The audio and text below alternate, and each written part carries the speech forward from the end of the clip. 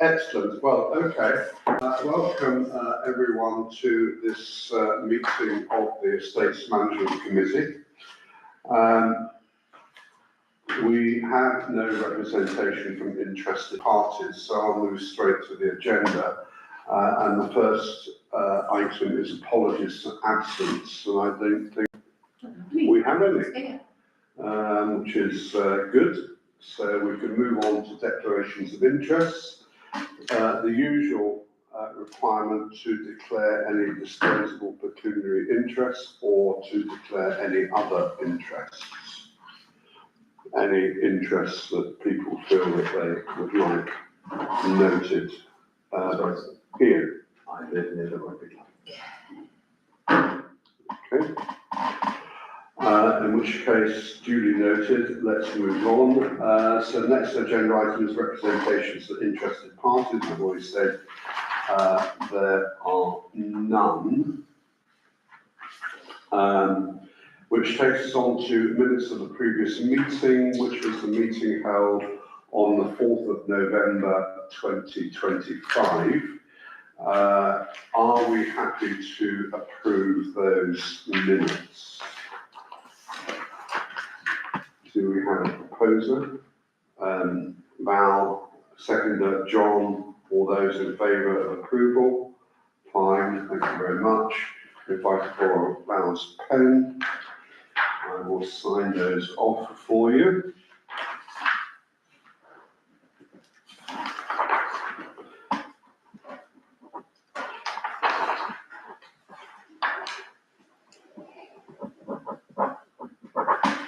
And the date today is the 2nd.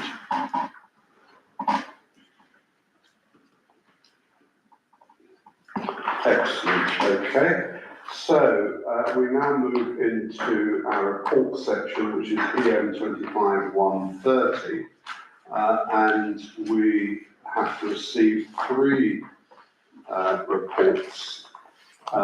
These are, of course, a standing item on the agenda. The first is to receive the IME report for OTC's properties and open spaces. I'm going to pause there in case there are any questions in relation to that report. Obviously, we might refer to it as we go through anyway. The second is to receive the usual monthly payments, monthly properties and open spaces update report. Any comments on that? And thirdly, to receive and discuss the 3 to 5 year maintenance action plan, which is, as I discussed in the previous meeting, is a working document and one which I hope certainly into the new year we might receive in a slightly different format, which will help us to look at it in relation to the agenda as we move forward. But any comments on that as it currently stands? In which case, let's move on to item 25-131, Fletton House. And we've been asked to consider a request from Adult Learning Group to continue the use of the Ashton room for their quilting project, the hospice quilting project, despite the fact that what it comes down to, they either can't or are unable to pay for it. The question is whether or not we should allow them effectively free use at that room, or maybe suggest that they apply for a community grant. So that's the kind of summary. Val? I would be in favour of the latter. Yeah. And I probably sound mean saying I wouldn't approve of the former, because it means that might be the first part of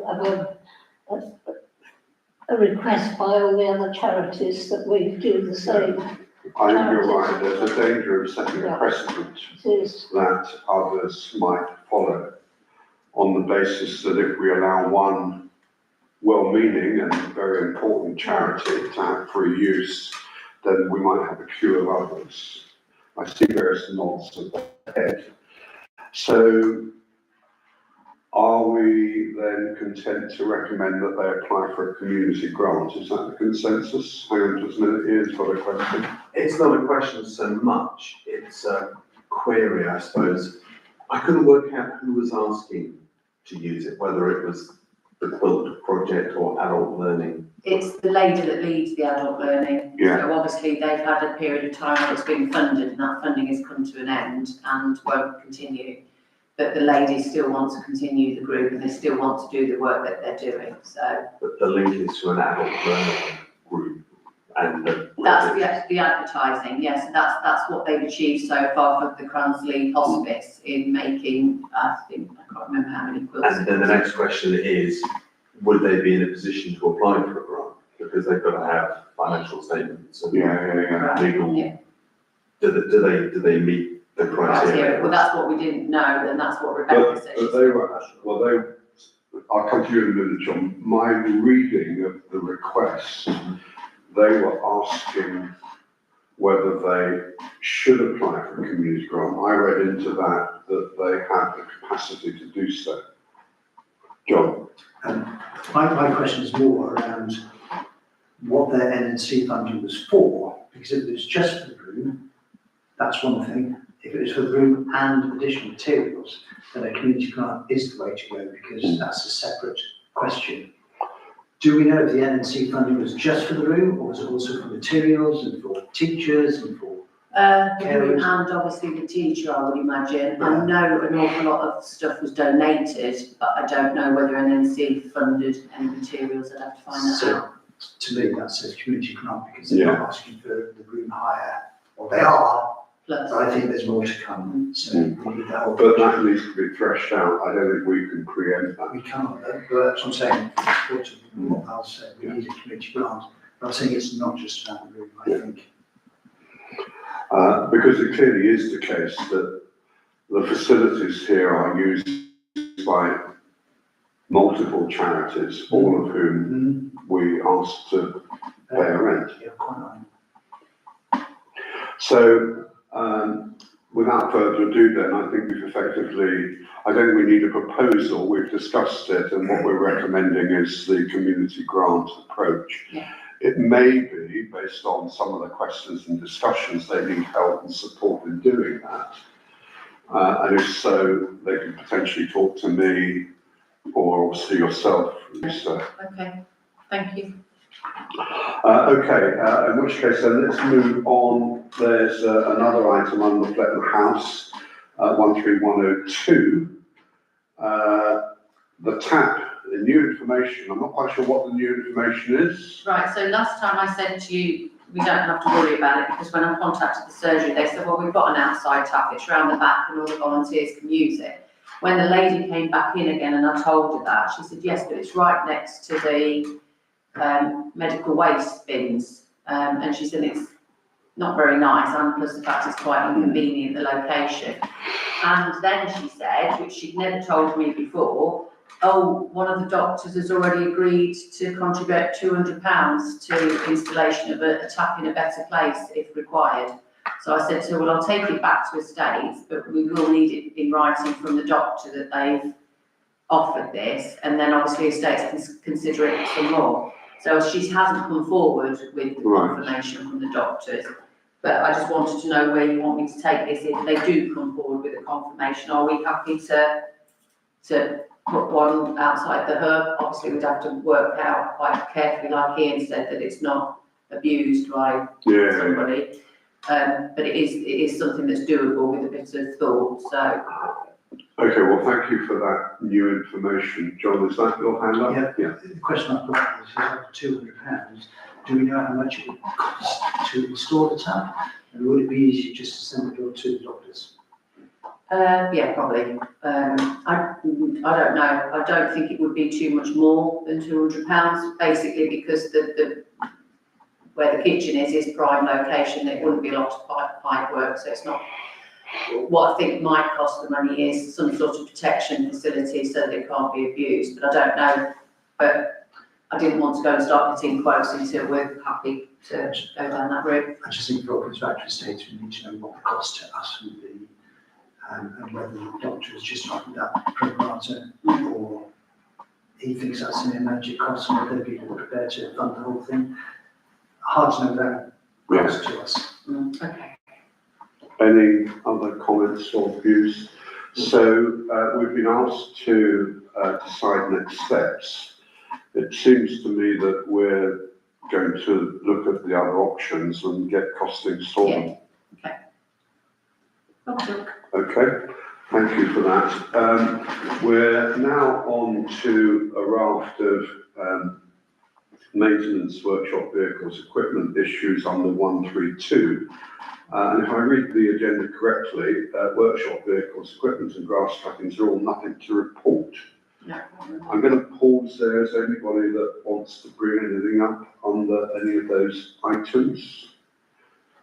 I was just going to ask, the report mentions grass cutting. Yeah, We discussed that last. That's right, so it says for consideration this month, but that's ongoing rather than. Yeah, purely because Emma's the one that's got the contacts for the other parishes and the Yeah. list of things that were asked to establish last year. We've not been able to do that as yet, but it's still on our list of things to do. okay, in which case then let's move on to, again, you'll see that the next item, the Hub 133, also has nothing to report. The Courthouse 134, we are directed to the update report, and I just want to get to where we are on that. So under what it says, so we're looking at now page 1 of the update report.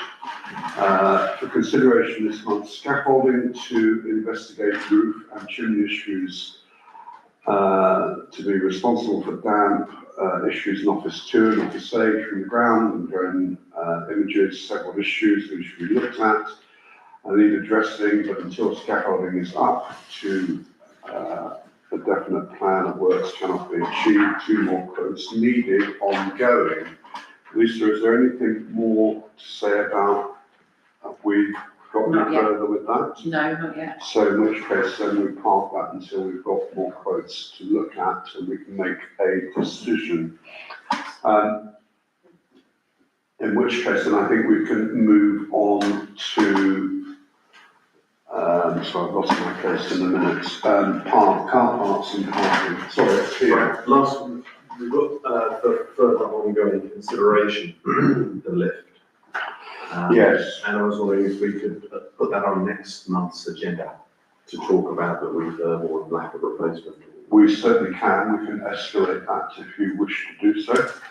And you want it on estates or full council? Estates. Well, estates first, I think. So hopefully, if anything, we can make a recommendation for council. And I was just thinking it might be worth all of us going to see it in the next month if we can, just to see it in action and see what we think about it, so we know what we're talking about. Individually, not. I think there are some issues, obviously, to do with the lift. I wasn't expecting to discuss them at this meeting.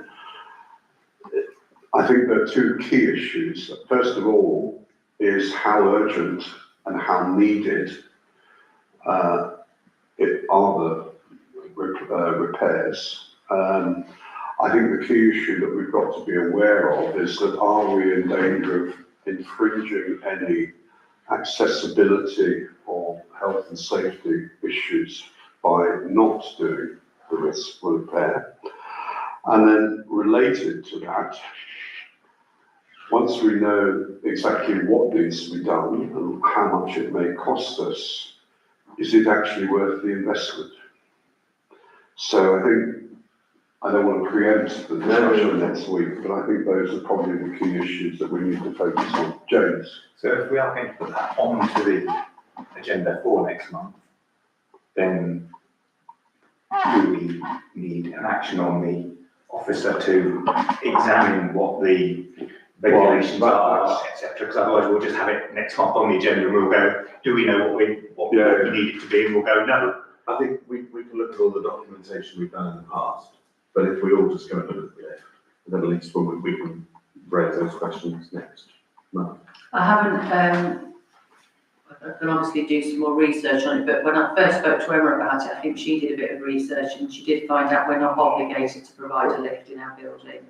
But obviously we'll have to look into that a bit. That was just, I think, a preliminary look, probably Google search. Yeah, but yeah, I can certainly find some information out for next time. Just on that, Lisa, if you're going to find out information, it's worth looking at the Disability Discrimination Act, because we already provide a lift. It's different from, if we weren't providing access, and we were asked to provide Yeah. access, and there was a good reason not to provide access, that's one thing, that's probably Yeah. cut.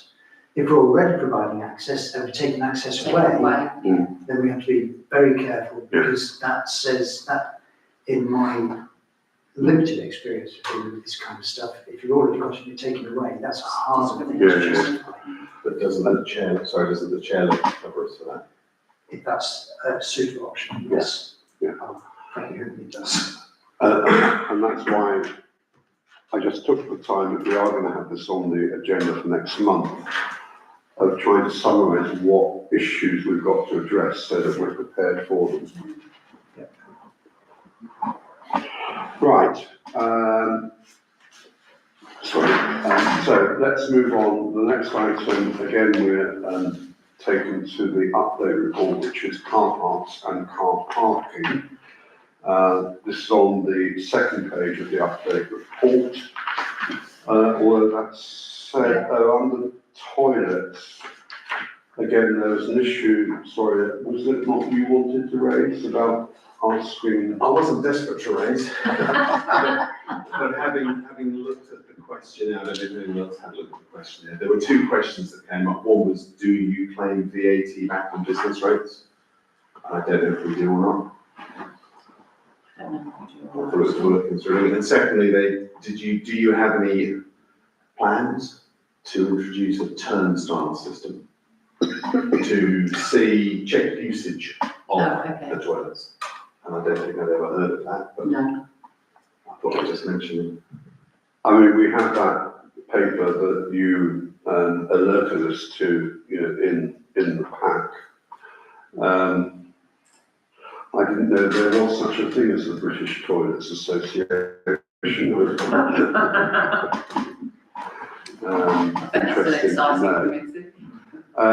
That's lots of puns.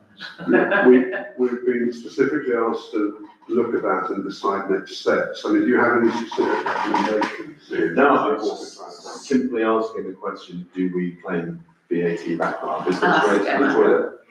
Don't know. And secondly, do we even want to consider counting how many people use the toilets?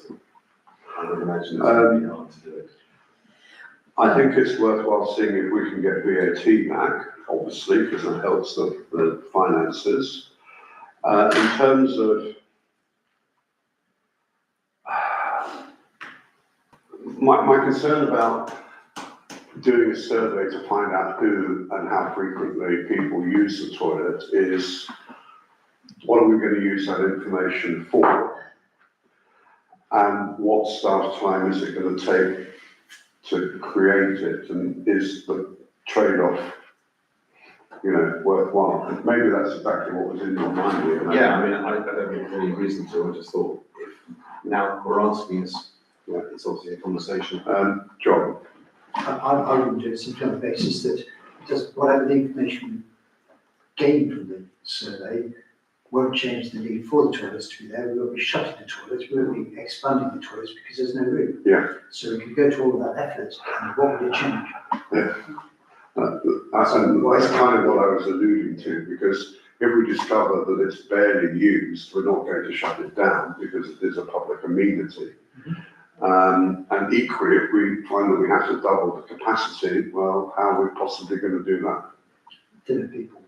Double turnstile. Yeah. You can't get through this, you can't. So I think Maybe turnstile would identify where the snails are coming from, though.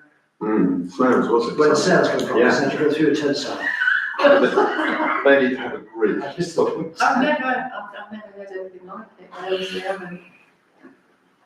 Can I tell you something? No, It's not you, is it, Val? Oh, there you go. I had a brother-in-law who was the president of the British Toilet Society. Right, should we ask? Right. Did you take Mickey actually? And he was a maid, actually, Freeman of the City of London. And, you know, has jolly yearly balls. Well, maybe we should join in it. He has jolly balls. That's fantastic. Maybe we should ask people to pay a penny, you know. Spend a penny. Do you know where the phrase comes, spend a penny? Oh, I have heard I've this. read about this. Sounds a bit like an episode of QI coming on, but. Yeah. You're You saying. don't look like Santa. It was actually from the Great Exhibition of 1851, when they put, somebody basically asked to put toilets into the Great Expedition. And the quid pro quo was that he would charge a penny to every person that used them. There we go. You Stephen don't Fry, have to where know are what the you? takings were. Pardon? You know what the takings were. I could look it up if you're interested. I'll come back to You're that in the British Toilet Association. Yeah, absolutely. Right, let's move on. Enough about toilets. So we are now on to the open properties and open spaces. This is 131, and my machine keeps on, I don't know why, there's something seriously wrong at the moment with this machine. Keeps on going blank screen on me.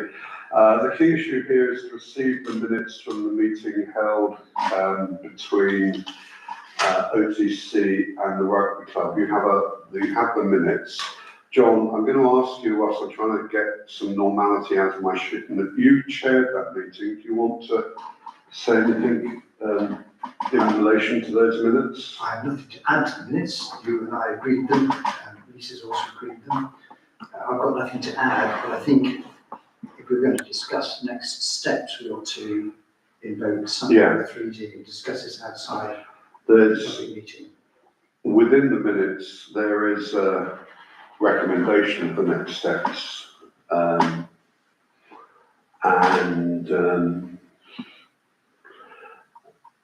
I think what we're really asking you is, we're alerting you to the meeting and whether you feel that what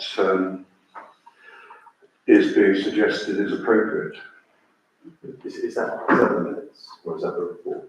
Or the It's a proposal paper, then combined, if you like.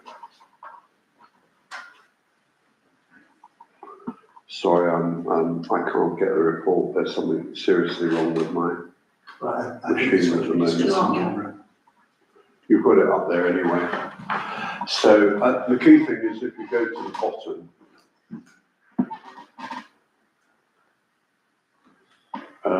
and you'll see that there is an action point at the bottom. Oops, it was agreed that an open consultation meeting should be arranged as soon as possible.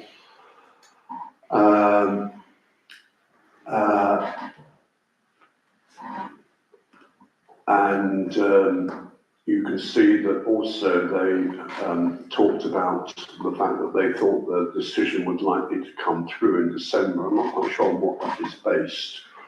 But I think the key thing is whether we feel, well, we agreed at the meeting that that there should be an open consultation meeting. How soon that will happen, I don't know. I really can't see it happening this calendar year, although there was a view that they would like it to happen this calendar year. I think if their decision does come through, then an open meeting should focus on that decision as much as anything else and how they intend to comply with it.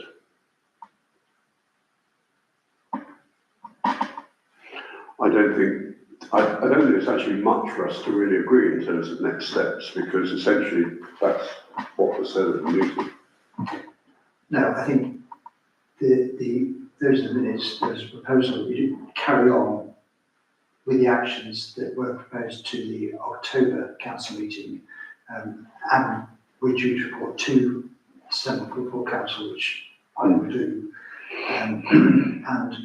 I thought we'd agreed that the state would allow full council to make a decision given the consequences. So I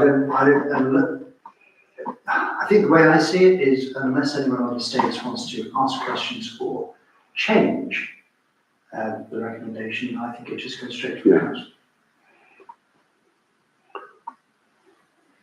Indeed. Happy with that? Okay, yeah, sorry, were you going to say something? No? In which case then, let's take that as read and move on.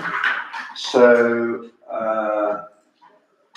there's nothing as far as I know under recreation ground, play areas, skate park and ballpark park. Oh, just one update, the fence, you know, the unused fence that was in the wrong place, it's been completed now, it's been moved back to the original. Yes, sorry, on the open spaces report, page 3, Snipe Meadow, this is what you're referring to, consider replacement of fence stuff? No, sorry. you know, one of the Gordon Road properties that belongs to Oh, Albion, right, yes. they pushed their boundary fence out by. Yeah, and you sent us lots of pictures. Yeah, they've done it, Yeah. they told us it took, they've got a 90-day window to do it, but they did it almost immediately, so Yeah. it's complete now. So, but there's nothing to discuss on that, No. it's just accepting the fact that it has been done.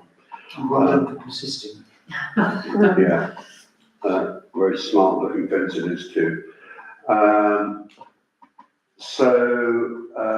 That then takes us on to Fletton Field, where again, there's nothing new to report, because in fact the last meeting was cancelled because of a number of people who are on that working party couldn't attend. In case you're wondering why it was cancelled, it wasn't due to lack of interest, it was lack of availability. So you will also see that the next item, which is to do with other OTC assets within the community, nothing to report, which takes us on to 13706, War Memorial, flagpoles, etc. See update report, which I am endeavouring to do now. Although I don't see anything on there. Just that the lighting pole at the War Memorial that holds the lights up got a clean bill of health, obviously ready for the lights going on. So that's really the issue, so it's just really as a note that Yeah. hopefully the lights aren't going to fall down after they've been put up. Good, well that's always useful to know. In which case then you will see that the next 3 items, pollinator, greenway, compost bins, nothing to report. Although Ian, you comment on one of those? Yes, NNC have got a Greenway lead councillor now, and he's asked to have a meeting in January with me to talk about Greenway stuff. So it's slow movement, but at least it's movement. Okay, thank you.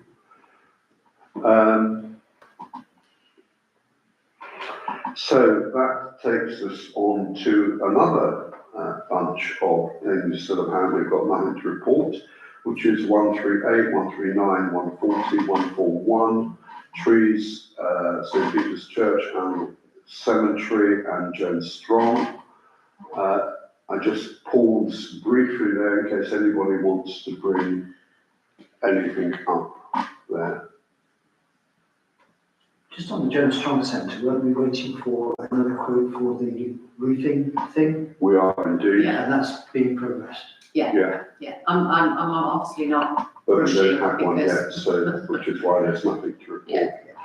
That takes us on to agenda item 142, on which there are 2 items. I would like to propose that we deal with these in camera at the end of the meeting due to the. That's my proposal. Do I have a Wade? Are we happy? Yeah. So we'll move to the end of the agenda and pick those items up there. Which then takes us to agenda item 143, town events. The first thing that we've got to do under 14301 is to approve the costs for marshals to maintain the road closures. We don't need to do I was that. going to say, I've sent that's you what an it email. says here, but effectively it's already been done.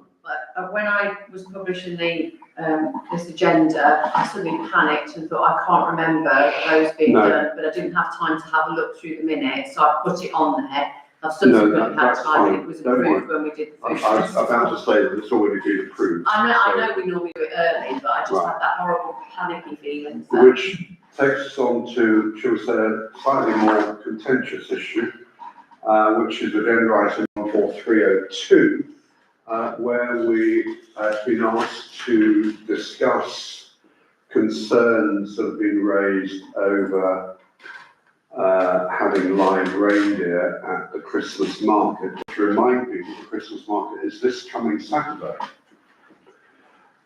So we do need to make a definite decision about whether or not we go ahead with reindeer or otherwise. I'll just try to summarise what I think is the case so far.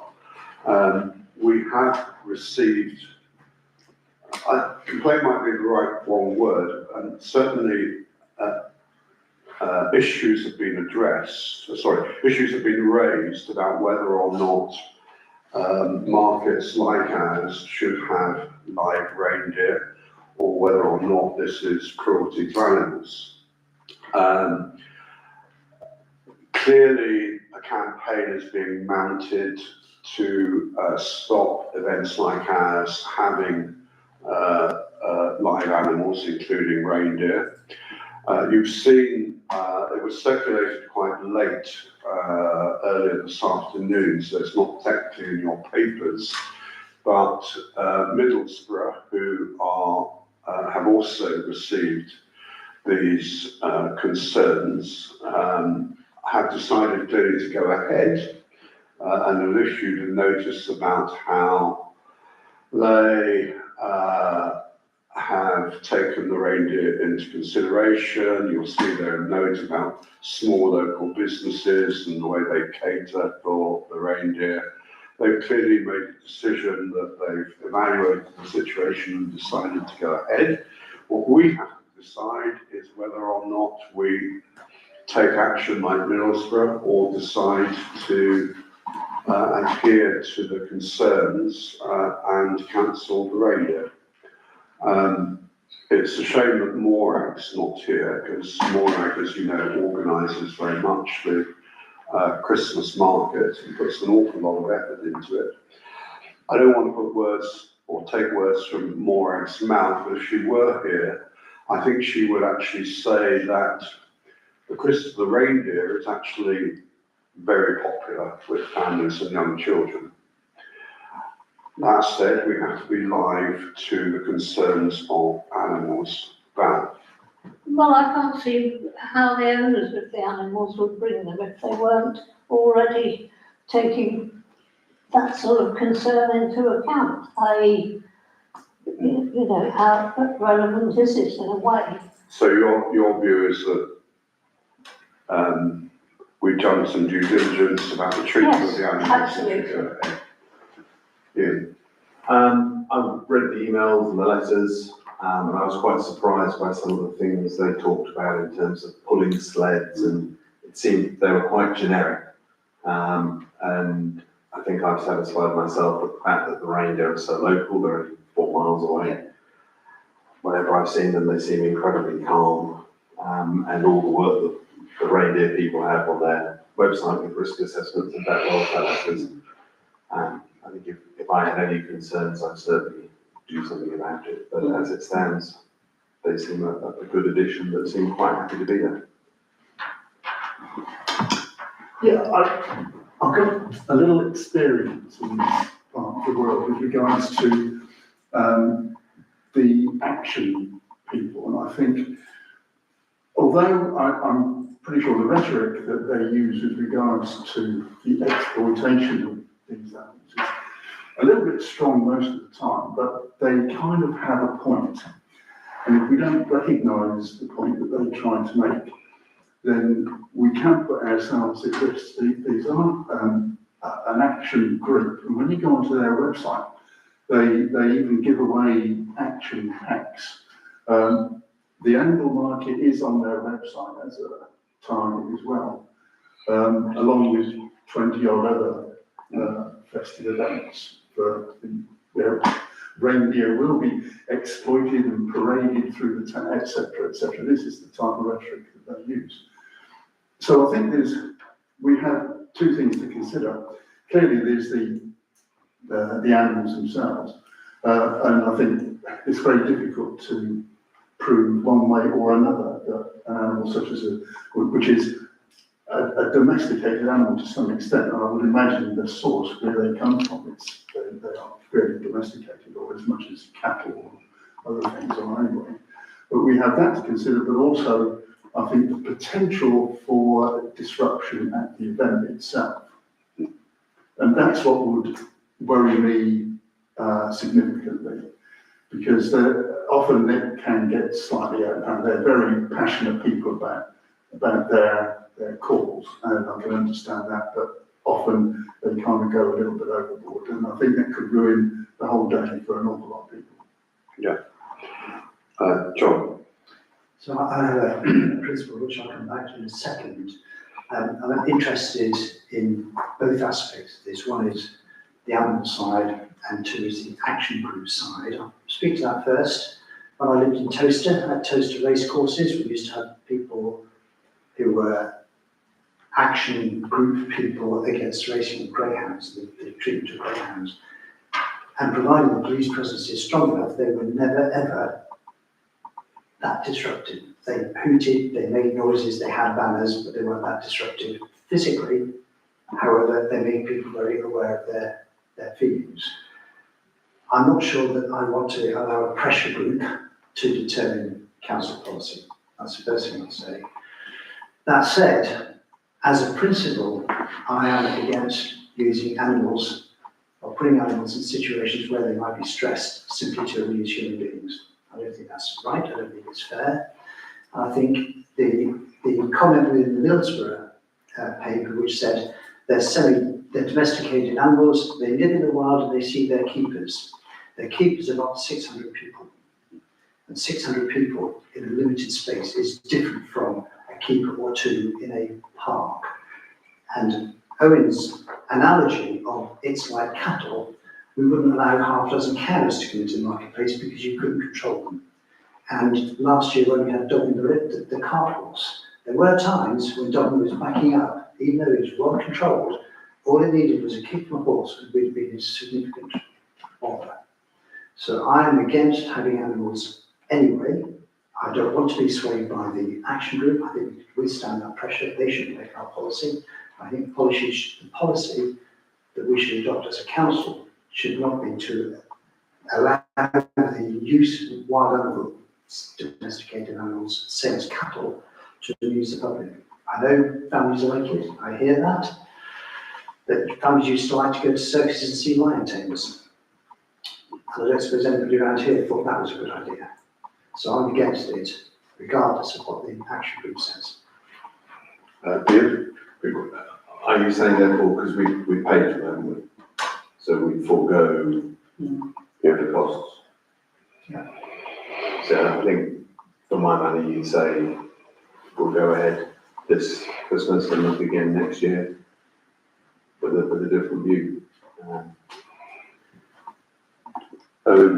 Yeah, I think I agree with all of that, and I think we also have to consider beyond that any form of response that we might make to the freedom for animals, or they are a group who I think they umbrella a number of other groups as well, which could potentially be not quite as passive as Freedom for Animals group. But I mean, I would recommend that we don't engage in any communications with them. If we decide not to have the reindeer, then that's fine. And if any of that action group did decide to rock up, then we'd have nothing to demonstrate about. But I would recommend a communication. So, John, I thank agree you. with that. If we do decide to go ahead with reindeer, I'd alert the police to the likelihood of action. but I wouldn't vote against doing it at all. If we're going ahead this year, we should tell the police because we're on notice that something might cause trouble. We've got security officers anyway, haven't we? Yeah, Are and the they, police are that they they able to usually cope with attend. that? Pardon? Would they be able to cope with protesters? Yeah, they have all the training, and sorts of things, yeah. So And just to clarify as well, it's not a whole group of reindeer, it's usually 2 maximum, and they have 2 handlers, so they have a handler each. They don't move around the market, they come to their pen, which is on the outskirts, and they come after everybody's set up and they leave before everybody starts taking down, so. there's still more people than they've ever seen in the year. But I made my point, I'm not going to labour it. We either go ahead or we don't. If we go ahead, we should alert the police to the likelihood, or the possibility, I should say, of action. And if you don't go ahead, there's no problem. I think the key decision we have to make is whether we go ahead full stop. Again, personally, when we decided to have the reindeer, I actually talked about not having the reindeer. On the basis that I didn't think it was appropriate to use animals as a form of entertainment, but hey, in the same way I don't like circuses and I don't like zoos, but that's my personal view. But it was, I'll come to you in a minute, James, it was the view of the council that it would be a good thing. I think we need to perhaps revisit that in the light of this. My concern is not just the reindeer themselves, but also something that Owen, I think, has rightly raised, and that is whether or not it creates, shall we say, a demonstration of some sort that would be disruptive and detrimental to the whole event that Moac has worked very hard to put on. I think those are the key issues. But James, you had your hand up. Yes, when you mentioned that this has already been considered, when was it considered? Oh, blimey, I think this would be the 3rd year. I just wanted to check whether it was within the last 3 months. No. Because causes us. We first, I think, introduced the reindeer to Christmas Market 23. Something like that. We certainly had them last year, and I think the year before. And the people pet them. They do. Not a lot, not offensively, but if the, you know. Well, you don't know how offensive it was to the reindeer, that's my point. If it was approved earlier on, we can't revisit a decision that's been made within 6 months of that decision having been made unless full council has asked for that decision to be reconsidered. I think those are the standing orders. So if it was more than 6 months ago, we could have a vote now as to whether we go ahead or not. I don't know if that would overturn a full council decision because I'm not that au fait with council procedures. I think you approved the reindeer coming again. I normally put it on the agenda very early on in the year, so I've got a feeling it's over 6 months ago, but I don't know without looking for definite. But we have to make a decision now because they're coming on Saturday. Just in Right. case people haven't, I would approve of them coming. I think they add a certain charm to the proceedings. And I think that if we don't engage with them by having a verbal battle of any kind whatsoever, that the protesters won't know if we're here or not. You know.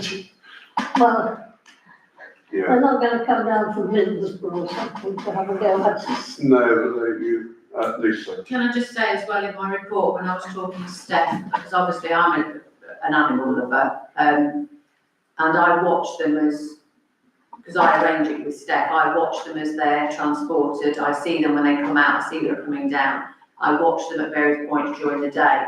And stress symptoms, the same as with a lot of animals, is pacing, shaking, and clearly visibly distressed.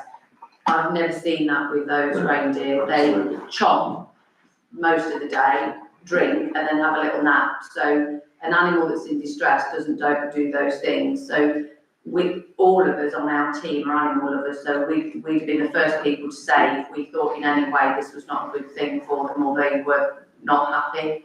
And having visited Steph's farm as well and seeing the care and how everything is run there, because she invited me when we first considered doing it to see how far. In fact, I think she does allow people to come in as and when they want to. I think we've had them longer as well because it was near COVID when I went to visit. 2019. Yeah, I was going to say it's been longer than 2023, definitely. So yeah, in my mind as an animal lover, everything I saw satisfied myself that they weren't in any stress or, you know, any. Right, we have Stress Owen, situation. then Jones, and I didn't you have your hand, whether it was going to do it today. So, Owen. Yeah, I'm agree with all of that, and I'm probably in your same camp. I think these animals are probably particularly well looked after, otherwise they wouldn't be handled or wouldn't be able to be brought to events like this anyway. But I think from my perspective, I think we're talking about risk mitigation here in terms of what could potentially happen. These kind of demonstrations, they tend to spring up out of nowhere anyway, and who knows who might join in. That's my kind of concern. And the type of event that we have in a small town, lots of kids, etc. I mean, those sorts of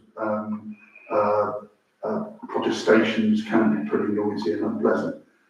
So it's a question of risk mitigation, and I think I wouldn't go down the route just for the sake of not having reindeer here it might only be for a year, but I think the warning signs are out there. And when you go onto their website, they're obviously pretty active and almost insightful on the website, which kind of raised a red flag to me as well. So I think it's a question of risk mitigation, and I would vote against that. James, you were next. So the point of this being on the agenda is to address the communication that we've had, not really to be reviewing council policy towards having animals at events, which I agree should be up for review as part of a regular thing anyway.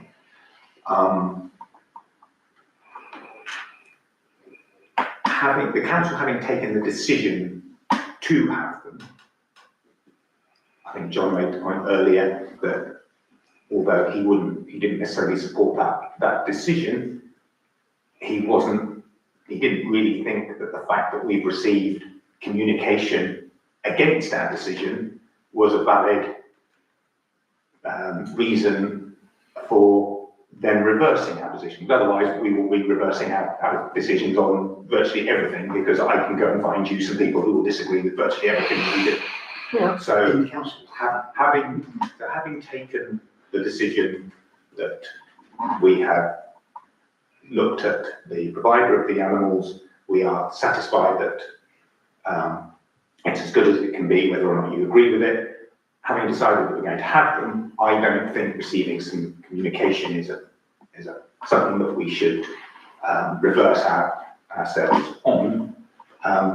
Taking into account, yes, let's perhaps be aware that has then happened, and if we feel we need to strengthen the thing, then we do that. But just because we happen to have had letters and sneak found the website this year, that's not to say that we weren't listed on the website last year or the year before. So some of the times we are simply aware of the threat as opposed to unaware of the threat. So I think yes, well, I think we should continue as we are. I would fully support reviewing whether we have animals in the future and whatever, but I don't think this is a reason for changing council policy. So I'm going to try and sum up and propose where we are. From what I'm hearing is that to a certain extent we're not empowered to reverse a council decision that's already been taken anyway. So on that basis, we've heard concerns, issues on both sides. But realistically, I think what we are recommending as a committee that the booking should effectively go ahead. However, we need, in order to mitigate risk, clearly be aware of it on the day, and the security, well, we had an item, but it had already agreed about, who's gonna do the security on the day. They clearly need to be appraised of it. And also, I think the suggestion that the police are made aware that we have had complaints, not threats as such, but complaints, but that needs to be brought to their attention that we are going ahead with the event irrespective of these complaints. And I think the last thing we need to do is then have a much broader council discussion about whether or not we go ahead with live animals of any description at future events. Is that a fair summary? Are we happy with that? Yeah. Yeah? So Sorry, you're saying no, okay. Yeah. Yeah, in which case then, I think we can move on. Thank you for your input into that. I always knew that was going to be the most contentious item of the evening. And it almost takes us to a close at this part of the meeting, because if I read the agenda correctly, 144, environmental flood issues, nothing to report. 145, highway matters, including streetlights, nothing to report. 146, town CCTV, we've been asked to look at the update report, which I will now do, because I don't remember anything on there. This is really drawing our attention to the fact that one camera near Milestones, that's the florist, has become pixelated halfway through November, so that we've got a contractor coming out to check cameras. Obviously, we don't know what the potential cost implications of that, but that's really just for information. I'm quite sure we'll see that come back to us at a future meeting. 147, energy EV charging points, nothing to report. 148, other general maintenance issues, nothing to report, which takes us to any other business. And then we will go in camera. I'll go around the table. James. No, thank you. Hello, John, Ian. I was at a Green Champion meeting last week or the week before or something or other, and someone from the Nene Rivers Trust didn't know that Snipe Meadow existed. So I'm meeting them there Friday afternoon to show them Snipe Meadow. Okay, Who's good. this from, the Green Champion? I was appointed a Green Champion You were by, appointed a Green Champion. when I was away in October. Do you get a medal? No, I made myself How to recycle the material. a green look off the top. Well, that could be a positive anymore. Val. I don't know anything. Right, in which case then, I declare this this element of the meeting closed. If we can then shut down the camera.